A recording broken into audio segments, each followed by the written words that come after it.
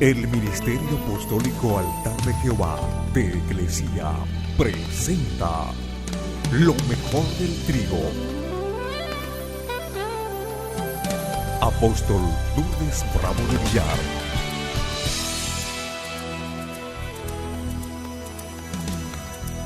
La gloria de Dios maneja mi vida. Vamos a ir al libro de Génesis, capítulo 6. Cuando uno va a una oficina para buscar un trabajo, a uno le piden un currículum vitae, ¿no es cierto?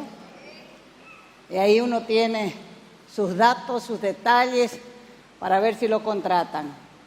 Pero primero vamos a leer aquí en Génesis, capítulo 6, del verso 21 al 24, dice: y Enoc vivió 65 años. Y engendró a Matusalén. Y Enoc anduvo con Dios 300 años después de haber engendrado a su bebé Matusalén. Después también engendró hijos e hijas. El total de los días de Enoc fue de 365 años. Y Enoc, dice, anduvo con Dios y desapareció porque Dios se lo llevó. Ahora vamos a ver cuál es su currículum. Enoc encabezó la sexta generación de los descendientes de Adán. Tuvo su primer hijo a los 65 años de edad.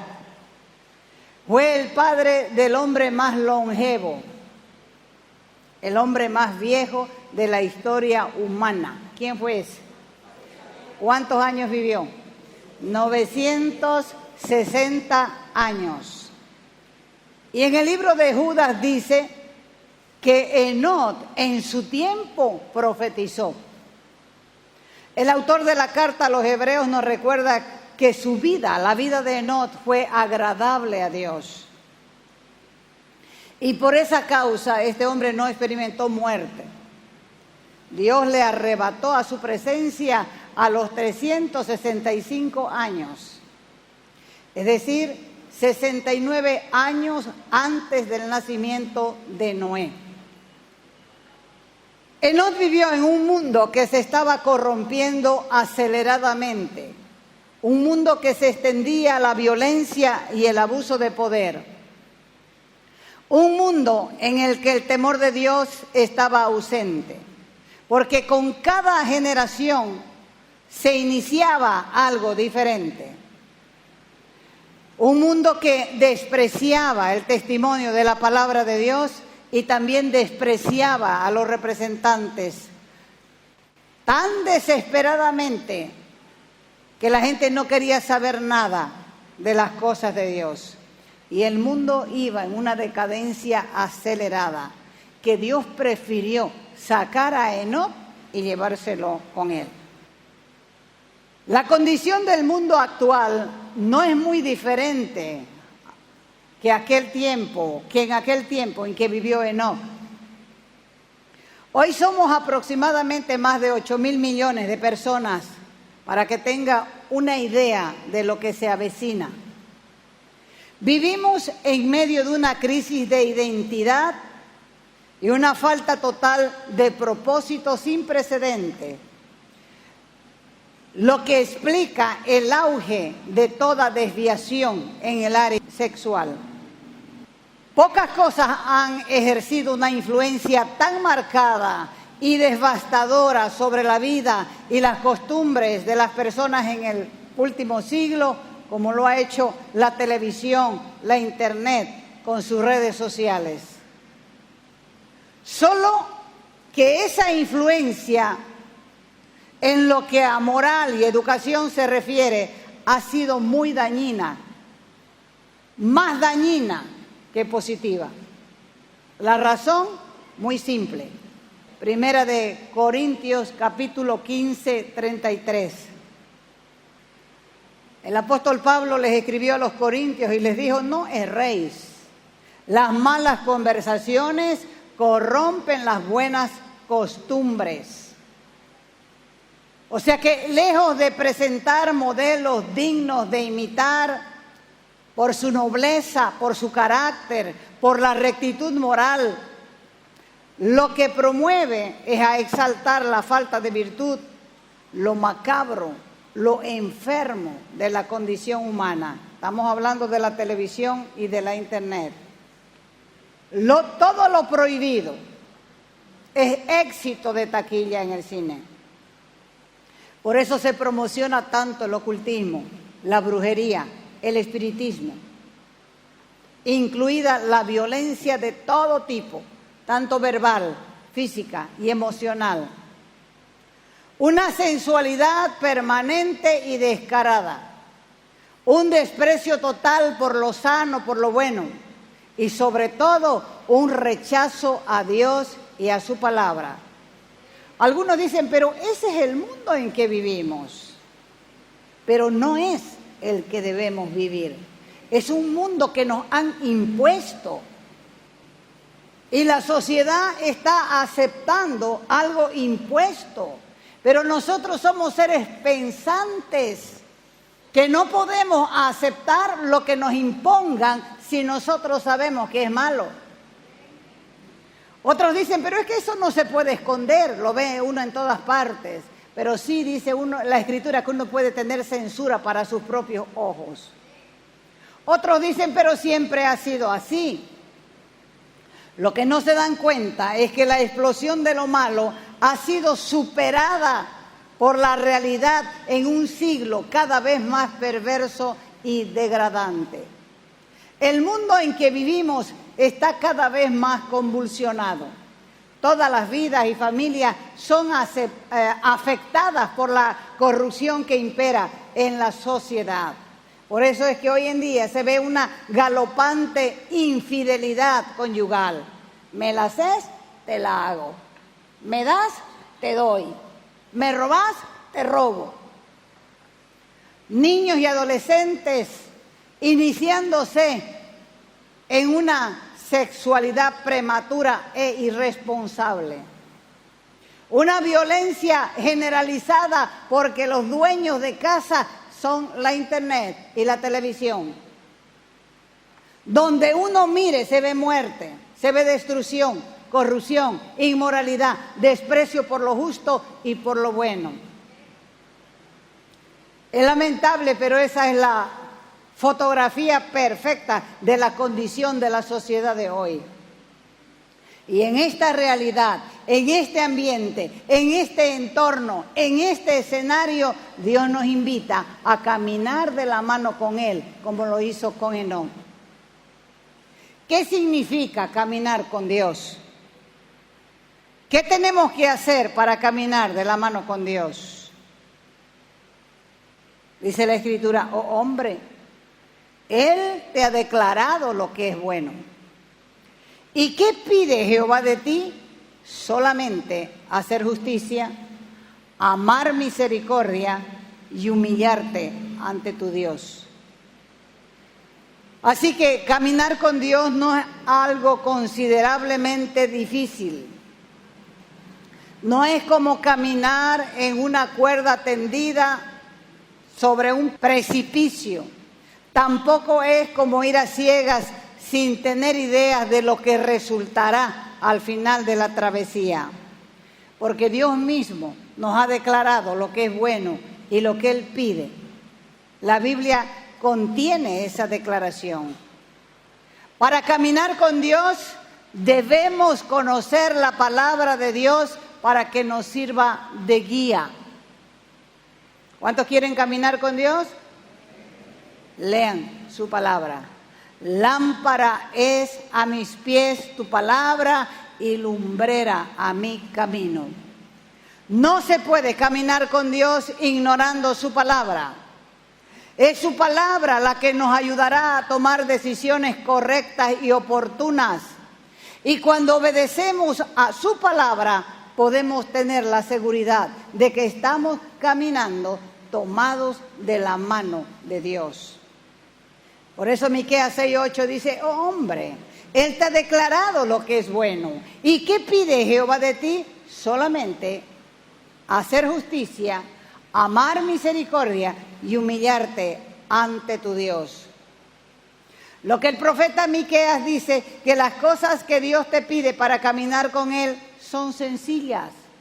Caminar con Dios es caminar en justicia. La palabra tiene que alumbrar el pensamiento y el corazón, y la consecuencia inmediata será andar en justicia.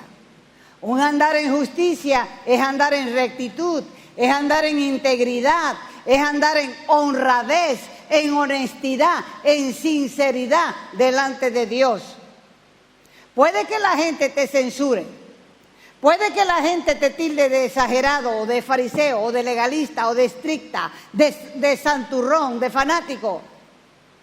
Pero es preferible eso a que todos te aplaudan y tu conciencia te acuse, tu conciencia te reprenda, tu conciencia te sermonee y te acuse en tu interior. La justicia es transparente, es cristalina, es translúcida, es diáfana, es clara como la luz, es simple y directa, derecha, recta, vertical y sólida. No necesita argumentos maquillados. No necesita retoque para sostenerse. No necesita insultos rebuscados para obtener su victoria. Y así el caminar en justicia es un andar en libertad. ¿Un libertad de qué? De conciencia, haciendo lo que es agradable al Señor. Hay un proverbio popular que dice: dime con quién andas y te diré quién eres. Porque no se camina con Dios practicando la injusticia. No se vive con Dios mientras se está dando rienda suelta a los gustitos y antojos de la carne. Quienes dan rienda suelta a su carne y practican la injusticia y se reúnen en los templos los domingos a adorar a Dios, al único que están siguiendo es al Dios de su carne. No conocen al verdadero. Solo están jugando a la religión, y todo juego donde se hace trampa termina mal. No es posible caminar con Dios haciendo injusticias. Dios nos ha llamado a vivir en justicia. Si no se pudiera, Él jamás nos demandaría algo que nosotros no podamos alcanzar. Primera de Juan 5:17. Toda injusticia, dijo Él, es pecado. Esto otra vez nos lleva al punto principal de las relaciones interpersonales. Muchas veces somos injustos en el trato con los que nos rodean y pretendemos caminar con Dios. Un esposo que maltrata a la esposa, sea verbal, sea física, sea emocional, y pretende que a Dios no le va ni le viene, está completamente equivocado.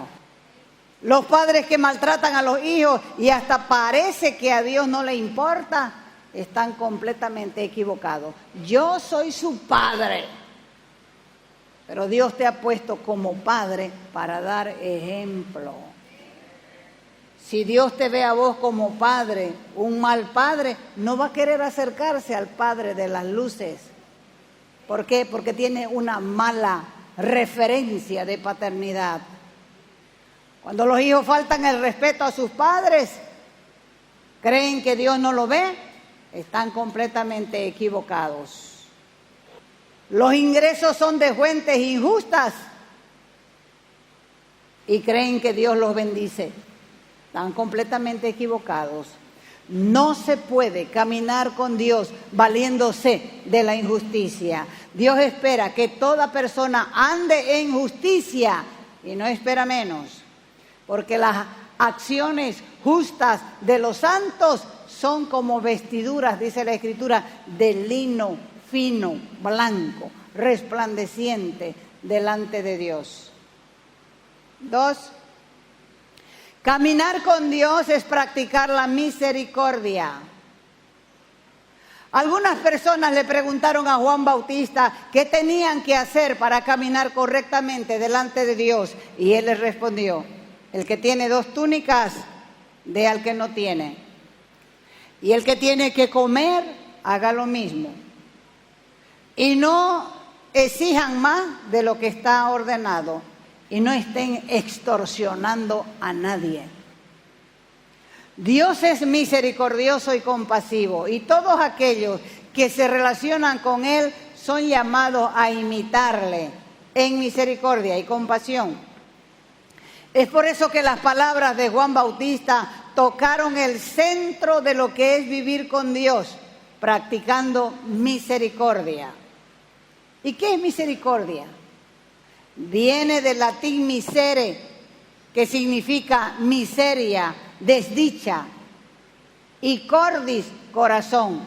Se refiere a la capacidad de sentir desdicha, un sentimiento por los demás. La misericordia no es ese tipo de que, bueno, toma y acalla tu alma. No es esa la misericordia. La misericordia es tener empatía por la miseria humana. Vaya al Evangelio de Lucas, capítulo 10, verso 25 adelante.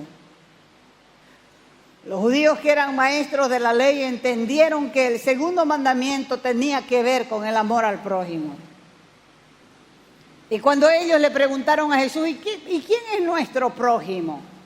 No es que ellos no supieran, pero Jesús se tomó la paciencia de explicarles. Y está aquí en Lucas capítulo 10, verso del 25 adelante. Aquí dice que un intérprete de la ley se levantó y le dijo, y los intérpretes de la ley eran los encargados de enseñarle al pueblo. Porque este hombre se levantó para preguntarle, pero también para probarle. Y le dijo: maestro, ¿haciendo qué voy a heredar la vida eterna? Y él le dijo: ¿qué está escrito en la ley? ¿Qué es lo que lees? Y aquel respondiendo dijo: amarás al Señor tu Dios con todo tu corazón, con toda tu alma y con todas tus fuerzas y con toda tu mente, y a tu prójimo como a ti mismo. Y le dijo: bien has respondido, haz esto y vivirás. Pero él, queriendo justificarse a sí mismo, dijo: Jesús, ¿y quién es mi prójimo? Respondiendo Jesús le dijo: un hombre descendía de Jerusalén a Jericó y cayó en manos de ladrones. Estos ladrones lo despojaron de todo, le hirieron y se fueron dejándolo medio muerto. Y aconteció que donde estaba este hombre medio muerto, descendió un sacerdote por aquel camino. Lo miró y seguramente pensó: no puedo comprometerme porque me van a achacar que yo le hice estas cosas, y pasó de largo. Luego pasó un levita. Los levitas también eran los ayudantes de los sacerdotes. Llegó cerca del mismo lugar y viéndole, también le miró y pasó de largo. Pero un samaritano, un mestizo que iba de camino, lo vio y se acercó a él y fue movido a misericordia. Y entonces ese hombre vendó sus heridas, le echó aceite, le derramó vino y poniéndole sobre su propia cabalgadura, fue y lo llevó hasta un mesón y cuidó de él. Al otro día, después de ver cómo estaba ese hombre, partió y sacó de su bolsillo, que es lo más difícil, sacar platita. Sacó de su bolsillo 2 denarios y se los dio al mesonero y le dijo: cuídamele. Y todo lo que gastes de más, yo te lo voy a pagar cuando regrese.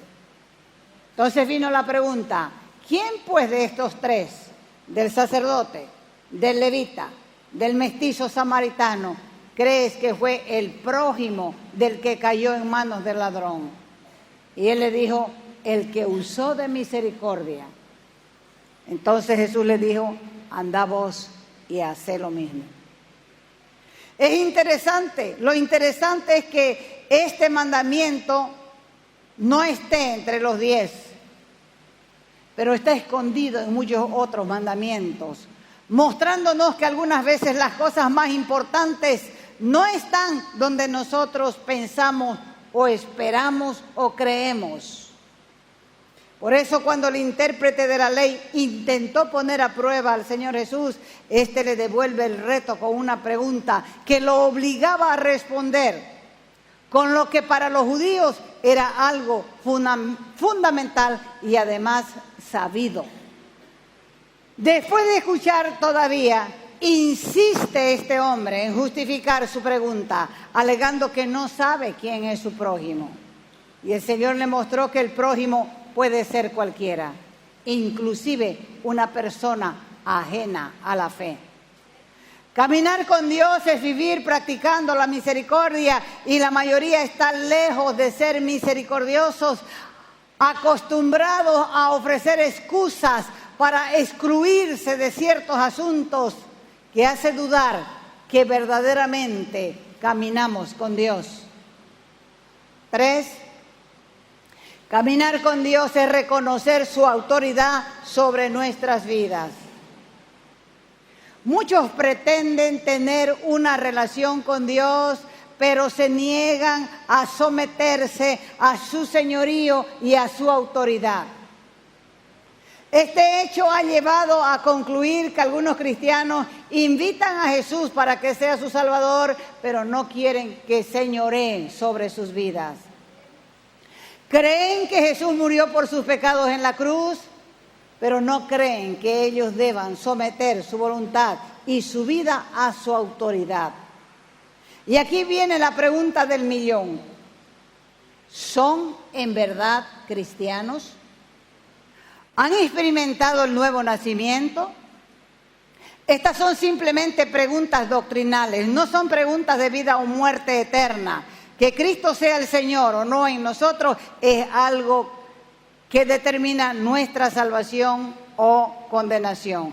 Pero caminar con Dios es reconocer la autoridad de Dios y de su Cristo en nuestras vidas. ¿En qué se convierte esto? Esto se traduce en humildad, en devoción, en dependencia, en adoración, en fidelidad, en servicio y entrega absoluta. En el tiempo antiguo no hubieron muchos hombres que viviesen como Enoc vivió. Por eso es que se distinguió en su generación, en su tiempo. Y a lo largo de la historia tampoco han habido hombres como Enoc, de esos que caminan con Dios. Y en la actualidad creo que también no son muchos, incluso dentro de la iglesia del Señor, aquellos que caminan de la mano de Dios. Pero hoy Él nos está llamando a formar parte de ese grupo selecto, de ese grupo escogido, de ese grupo seleccionado y distinguido de personas que caminan de la mano con Él. ¿Quién aceptará el desafío? ¿Quién estará dispuesto a ser usado por el Señor como profeta en medio de una generación que vive de espaldas a Dios? ¿Quién dispondrá su corazón para aprender y obedecer lo que enseña la palabra de Dios? ¿Quién será el que tema más a Dios que a los hombres? ¿Quién será el que le importe más el temor de Dios que el temor del hombre?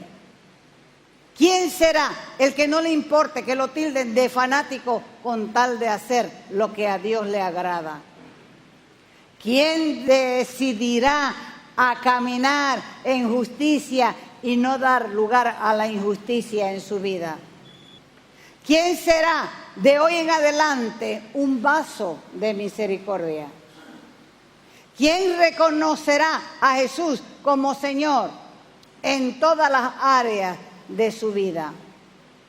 Hay caminos, dice, que al hombre les parecen derechos, pero al final son caminos de muerte. Es por eso que Dios nos está llamando a levantarnos en una generación que cada vez está hundiéndose más. Es por eso que Dios tiene un corazón tan grande para la juventud, para los adolescentes, que carecen de paternidad, que carecen de ejemplo. No tienen a quien imitar en sus hogares. No tienen a quien imitar, porque en realidad no tienen hogares. Es por eso que Dios nos está llamando a tener misericordia por un mundo que está en decadencia. Dios nos está llamando para que nosotros aprendamos a tener misericordia de este mundo, que en su mayoría es un mundo joven. Es un mundo que le han legado los mayores. Por eso es que el Señor quiere que aprendamos a andar en justicia, aprendamos a ser íntegros para dar ejemplo, aprendamos a ser honrados, sinceros delante de Dios y delante de la gente. El que es así no se esfuerza para hacerlo, es algo natural, le sale. La justicia tiene que ser transparente, tiene que ser cristalina, tiene que reflejar luz, porque Él nos está mandando a tener una vida de integridad, una vida recta. La palabra tiene que alumbrar el pensamiento. Para eso es la iglesia, para enseñarle a vivir los principios del reino. Y cuando uno conoce los principios del reino, cambia el pensamiento, cambia el corazón y cambia la vida. Y el resultado es que nosotros aprendemos a caminar en justicia. Y Dios en nosotros nos va a hacer misericordioso. Pero hay que dejarlo actuar. Póngase de pie entonces. Hay que volver a lo que es correcto. Hay que desandar a veces lo andado. Y cierre sus ojos para que no se distraiga con nada. Y dígale al Señor, tenés toda la razón, Señor. Yo he sido como ese sacerdote, como ese levita, Señor, que me he pasado de largo para que no me vayan a acusar de ser causante de algún problema. Pero ahora que he escuchado tu palabra, he entendido que no es tan difícil como yo creía el agradarte. Solamente tengo que aprender a humillarme y reconocer las cosas que me faltan, las cosas en las cuales no he caminado, las cosas con las cuales te he lastimado profundamente tu corazón. Yo necesito volver a tu palabra. Yo quiero que la palabra traiga transformación a mi vida. Traiga una transformación que ni yo misma me conozca. Que vaya cediendo mis derechos tan solo para ordenar mi vida y agradarte a ti mientras camino contigo. Gracias, Dios. Te invitamos a nuestras conferencias los días viernes, sábados y domingos a las 20 horas y el domingo a las 10 de la mañana. Calle Nicolás Suárez, esquina Félix Pinto.